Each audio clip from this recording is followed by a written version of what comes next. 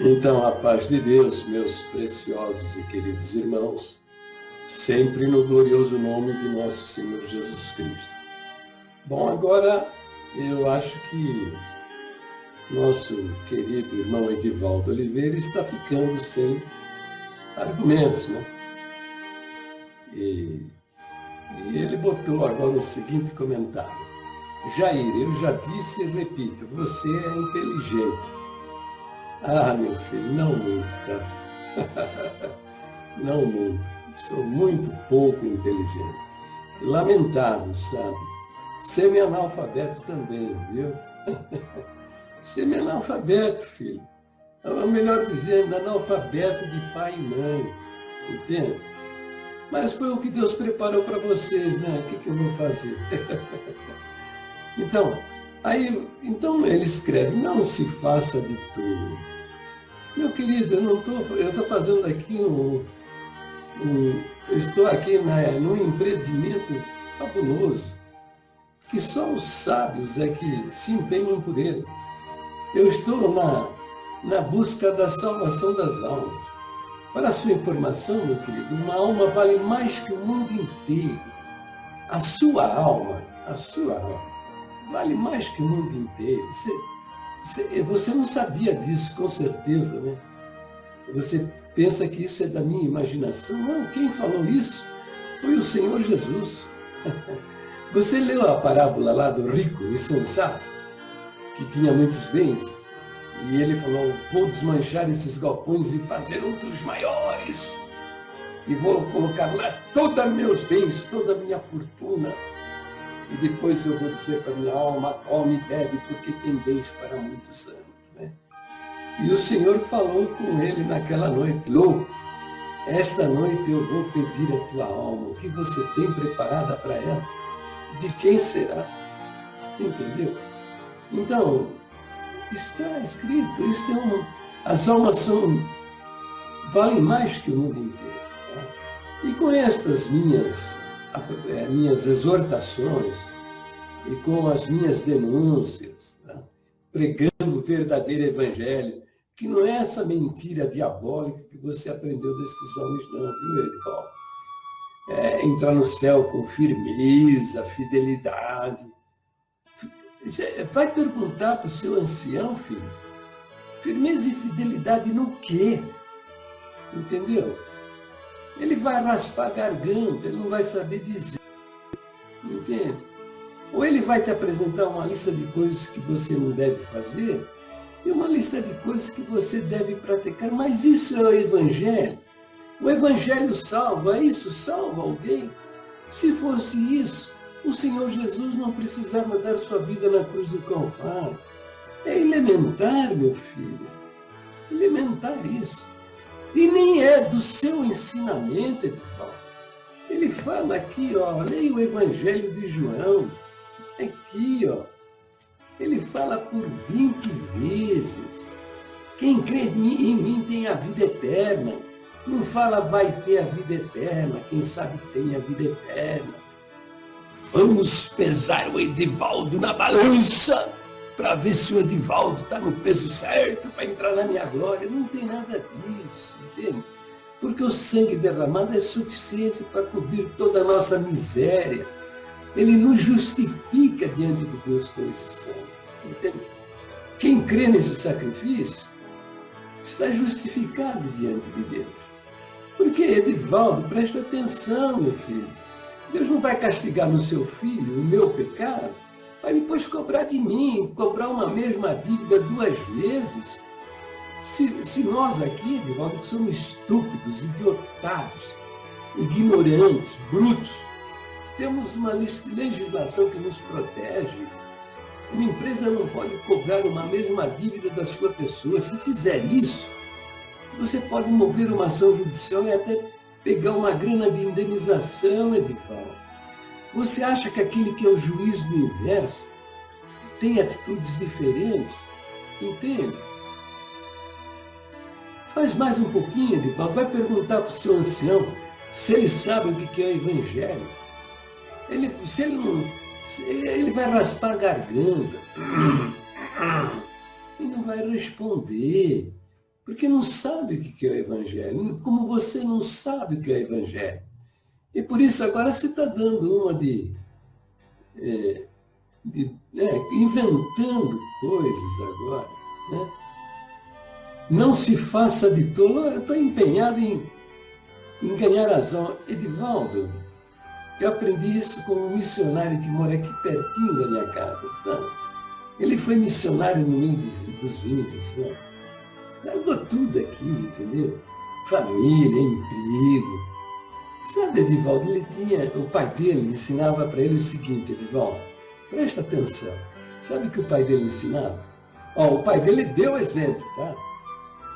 O pai dele comprou uma casa aqui naquela, e era uma casa grilada, sabe? Quem vendeu a casa para ele não era o dono. Coitadinho, né? Trabalhou tantos anos lutando com seus filhos e a esposa e os filhos para juntar um dinheirinho para comprar uma casa. E teve que sair dela, entregar a propriedade, porque ele foi enganado, ludibriado na sua fé. Então ele mudou a maneira dele fazer as coisas, sabe? Comprou terreno e construiu casas. Ele construiu 3 casas na vida dele. Vendia e comprava o terreno, ia construindo outro. Quando estava na obra quase pronto, ele vendia a anterior, entrava naquela. Fez isso por 3 vezes. As 3 casas que eu vi ele construir, nós entramos na sala, tinha um monte de areia. No canto tinha uma pilha de tijolos, sabe? Elas estavam ainda na fase de acabamento. E ele fala que o pai dele ensinou o seguinte para ele, falou, filho, você um dia vai ter sua família, vai precisar abrigar os seus filhinhos, entende? Trabalha para você ter um telhadinho, entende? Se aparecer um casamento, você se casar, nem que você não tenha dinheiro para comprar uma porta, janela, você põe lá uns pedaços de pau para se proteger, mas é importante que você não pague aluguel, porque pagar aluguel é a mesma coisa que você jogar o dinheiro no rio, você nunca mais vai vir. Sabe, esse irmãozinho, aos 19, 20 anos, ele já tinha uma propriedade. Aqui em São Paulo, tem um shopping center Guarulhos. E tem uma avenida famosa, a Avenida Guarulhos. Então, essa propriedade dele estava 2.000 metros longe do shopping center Guarulhos, e a 80 metros da avenida. E era uma rua particular. Hoje abriram a rua todinha, sabe? Entendeu? E ele tinha já essa propriedade, ele era solteiro, nem namorando estava, não estava nem noivo, nada. Entendeu? Pois então, quando ele conheceu o Senhor Jesus, ele deu uma procuração para o irmão dele vender essa propriedade e com o dinheiro depositar numa missão chamada Missão Novas Tribos no Brasil. Tá? Dá para a missão para que os missionários dessa missão tivessem dinheiro para comprar motor, para botar nos barcos, sabe? Combustível, para poder viajar pelos rios, chegarem nas aldeias e anunciar o Evangelho, ter recursos para fazer estas coisas, entende? E quer saber mais o que ele fez? Ele decidiu, ele também, ir para o meio dos índios, para sentar do lado dos índios e anunciar o Evangelho para aquele que, se você não for lá, sentar do lado dele, ele nunca vai ouvir falar do Senhor Jesus, entendeu? Então veja que coisa maravilhosa. Ele não tinha dinheiro para viajar, entendeu? Mas ele era um leitor, sabe? Ele gostava de comprar livros encadernados, livros bonitos, coleções completas de Cronin, José de Alencar, Jorge Amado, Guilherme de Almeida, os mais famosos autores. E ele não comprava essas coleções não para enfeitar a prateleira, não, tá? Ele lia todos estes livros. E o irmão dele, parece que você é militar, foi militar, ainda é militar, né? Eu vi um símbolozinho do exército aí na sua página aí, tá? O irmão dele era sargento do exército, fez o curso de aspirante na Polícia Militar e ele fez o curso para formação de oficiais da Polícia Militar e se formou oficial da Polícia Militar, tá? Esse irmão, de olho na coleção de livros desse irmãozinho, entendeu? E o irmão, quando ele viu o irmãozinho pegar um carrinho de pedreiro que o pai dele tinha lá no quintal, colocar os livros da coleção dentro do carrinho e saindo para a rua, esse irmão, sargento da polícia do Exército Brasileiro, perguntou para ele: o que você vai fazer com isso? Onde é que você vai com esses livros aí? E o irmãozinho falou para ele: eu estou precisando viajar. O irmão dele sabia que ele ia primeiro dos livros, né?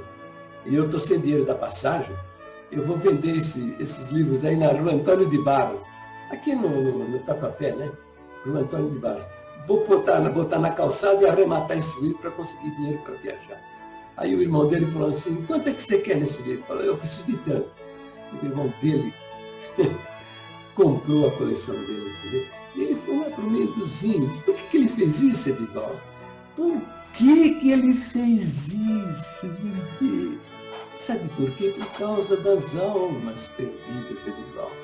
São almas preciosas. Aprendi com ele, Edivaldo, que a sua alma é muito preciosa diante de Deus, tá?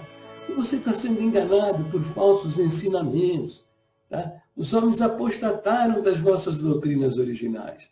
E não está difícil você saber disso. É só examinar as coisas que eu estou falando, entendeu?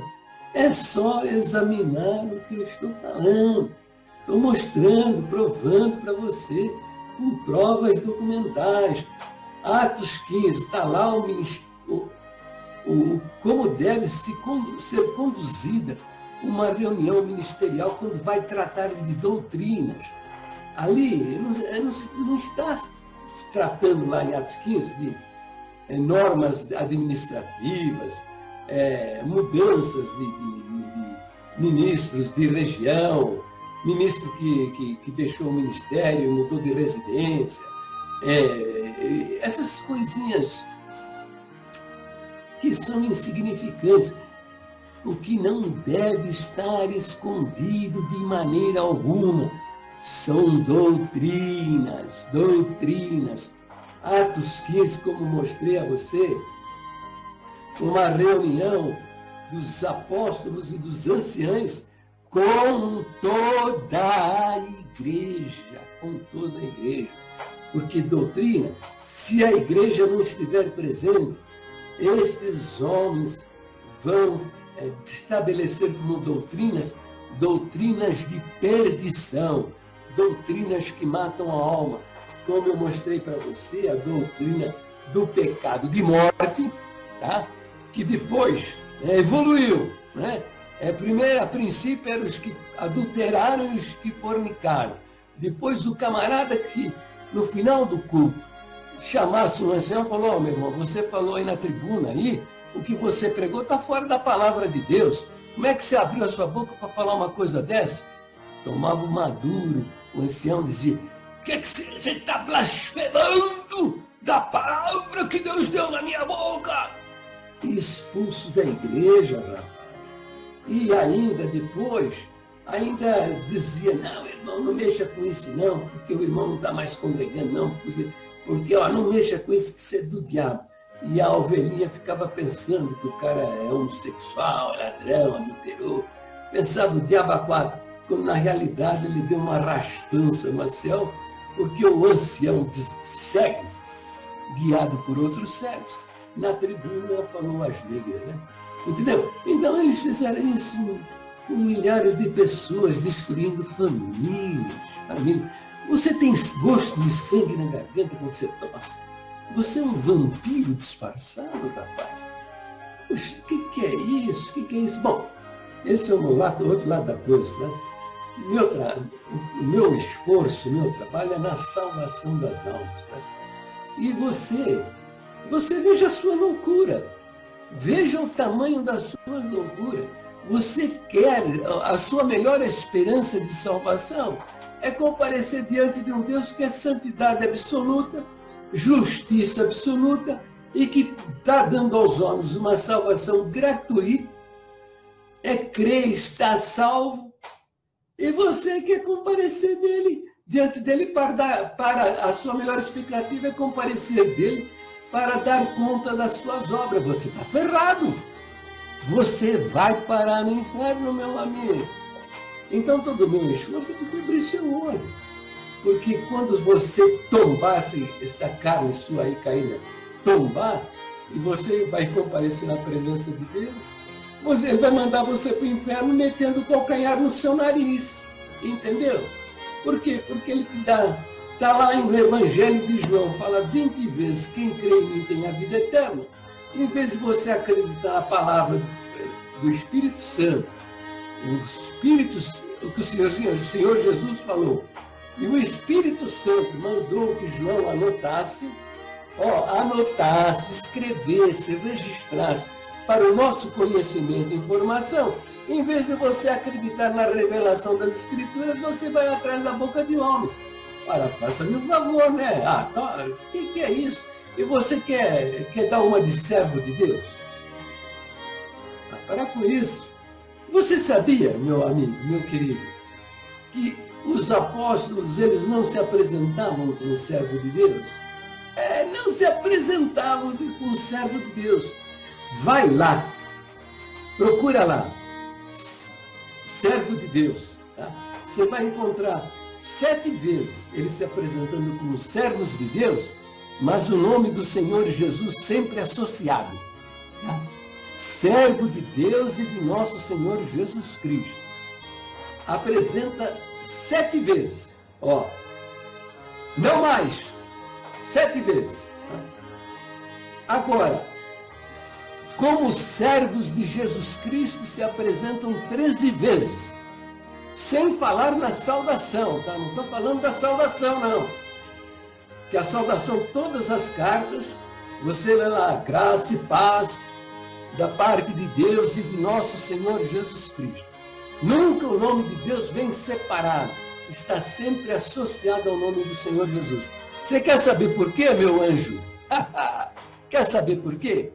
Porque os homens, desde o começo da história da humanidade, mataram, queimaram em praça pública, torturaram, estupraram, roubaram os bens das pessoas em nome de Deus, em nome de Deus.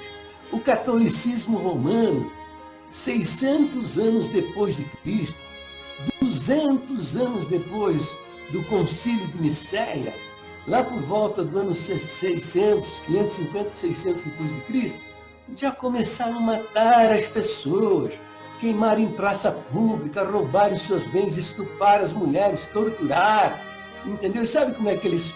Veja só que maravilha! Para saber se uma família era leitora da Bíblia, eles perguntavam para a criança, porque se perguntasse para o chefe de família ou para a mãe de família, eles iam dizer, não, somos católicos, a gente não mexe com Bíblia, não. Então, sabe o que eles faziam? Eles perguntavam para a criança se ela sabia fazer uma oração. Aí a criança dizia, inocente, né? Aí faz aí, eu queria ver como é que é. E aí a criancinha começava, Pai nosso que estás no céu, falando a oração que o Senhor Jesus ensinou no livro de Mateus. Entendeu? E aí pronto. Aí já os padrecos passavam a mão na família, levavam lá para o cárcere e torturavam, obtinham a confissão debaixo de tortura. E as pessoas que estavam sendo torturadas, mesmo que elas não fossem protestantes, tá? Porque muita gente se valia disso, tinha raiva do camarada, então dizia que ele era protestante. E os padrecos pegavam o cara e botavam na tortura. E o cara preferia morrer do que ficar lá na tortura, desnegando uma coisa que ele não era. Então, falando, acabava admitindo para não sofrer mais, para que acabasse com a vida dele rapidinho. Fizeram isso 1.200 anos, entendeu? Veja, o catolicismo romano que saiu das mãos dos apóstolos, entende? A congregação já há 60, 70 anos, em 1940, 1950, já pôs o pé na estrada da perdição e começou a matar pessoas por causa desse ocultismo. Porque se essa doutrina aí de pecado e de morte fosse de conhecimento público, estivesse aí nas circulares para toda a Irmandade saber, certamente haveria milhares de pessoas que se indignariam com isso e reprovariam isso.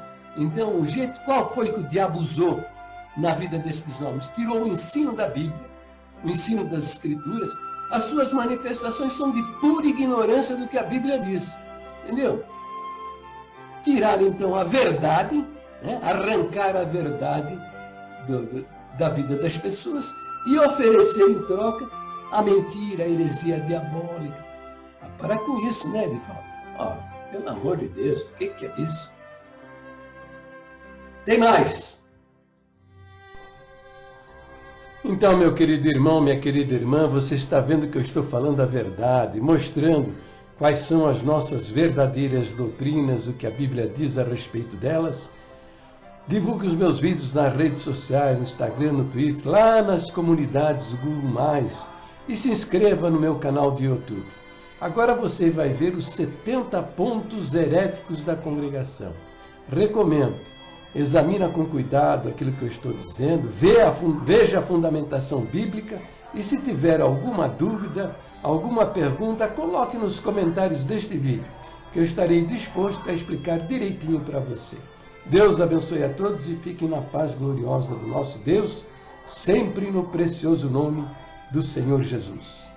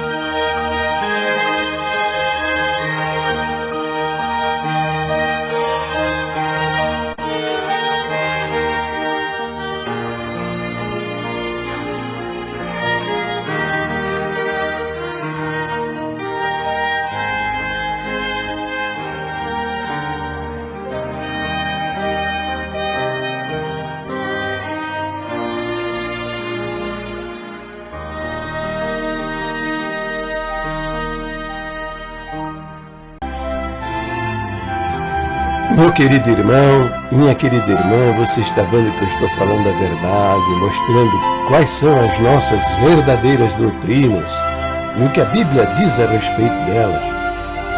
Divulgue meus vídeos, compartilhe-os nas redes sociais, no Facebook, no Instagram, lá no Twitter, lá nas comunidades do Google+. Compartilhe para que a nossa Irmandade conheça o verdadeiro Evangelho e salve as suas almas. Também se inscreva no meu canal do YouTube, tá bom? Se nesse esforço, nessa batalha, ganharmos uma alma para o reino de Deus, os anjos vão cantar hino de louvor ao Senhor nosso Deus lá no céu e nós seremos ricamente abençoados. Um beijo nos vossos corações e fiquem todos na paz gloriosa do nosso Deus, sempre no precioso nome do Senhor Jesus.